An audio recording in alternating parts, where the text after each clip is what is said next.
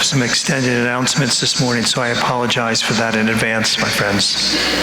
The first one is we're in need of a volunteer to help with the funeral luncheons. Not all the families choose to do that, but some do. And it really is a great ministry in the church. And we have 2 people that run it now, and then we're hoping for 2 more so usually they take it for a month, and anywhere from 2 to 5 funerals at the very most. And so it's not a lot of work, but it does help the other 2 that are doing it. It's just coordinating, calling the people, and just coordinating, making sure there's food that's available there as well. So if you're interested and willing to help out, please give the office a call. Thanks. Also, some of you have been asking me, and it was in the witness apparently, but Father John Bateman arrived here in the parish on Monday. Father John's been a priest of our diocese for 23 years, and the last 3 years he's been living in Rome. He's been over there to further his studies, and he was also the secretary for Cardinal O'Brien. And then he's back till October because he's also he's in the military. He's in the National Guard as a major. I said, "What's your rank, John?" And he goes, "I'm a major." They don't really call him that. They call him chaplain. But anyway, he's a great guy, my friends. And then he won't be here for the next several weekends because of different deployment issues. But he'll be back, and during the week he will be. But he'll be gone in October. But it'll be certainly great to have him in the meantime. And you'll enjoy him. He's wonderful, my friends. So thank you. And the last thing is, this is Jerry Kloponis' last week. He's been with us for 8 weeks, and it's simply been a joy. It truly has. So I want to thank you, Jerry.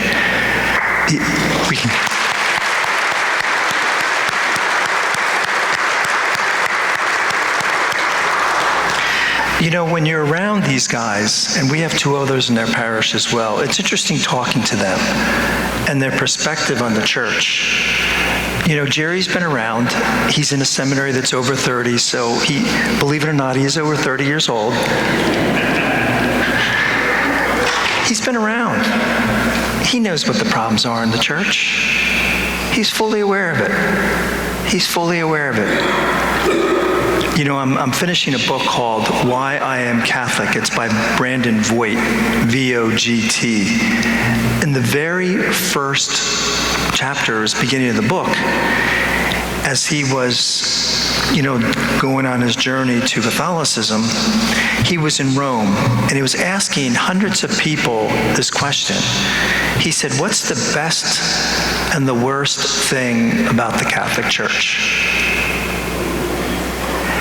And he said he was amazed. Here are these people in Rome, and they couldn't even answer the church. He said some of them said beauty. He said, but very few. And then the question about the worst thing in the church, they all mentioned the sexual abuse thing. He said, even that, he said, that's all they knew about. He said, some mentioned the Inquisition. But I thought, isn't it sad that you can't even say anything of value of the church? But these guys, that's all they see. They know what the problems are, but they see the great value and the gift that the church is. And it's such a joy to be around them. But it's amazing, my friends, how we can let outside things affect us and turn us negative. Not only about the church, but, negativity can affect our relationships as well. And we really have to watch that because it changes our attitudes and our perspectives.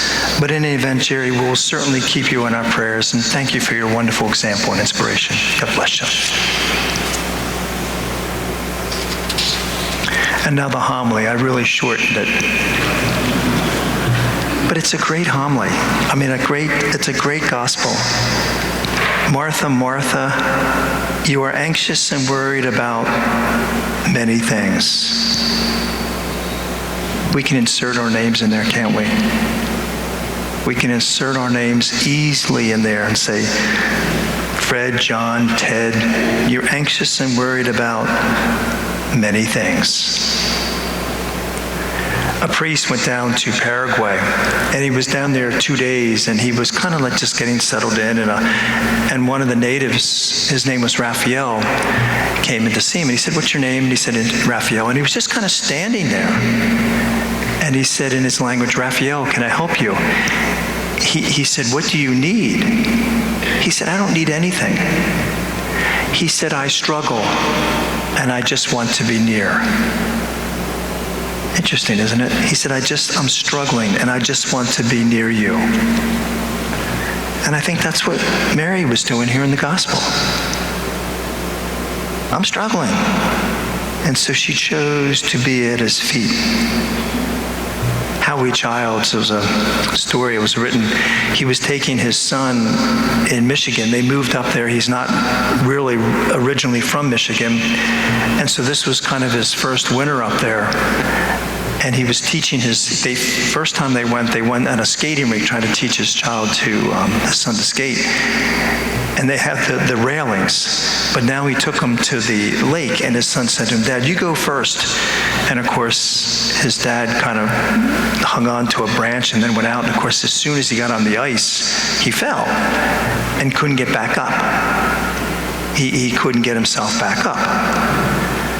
And his son had two friends that were coming by at the exact same time. And one of them said to him, "Mr. Childs, if you want to stand up and skate, you have to get on your knees first."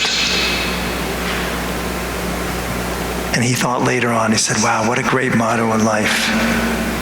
If you're struggling, it would be a good idea to start with your knees first." And isn't that a good place to start, my friends? Because all of us get anxious and worried about many things. And we turn to many things when we're struggling, don't we? It would be a good idea if we start on our knees first. God bless you.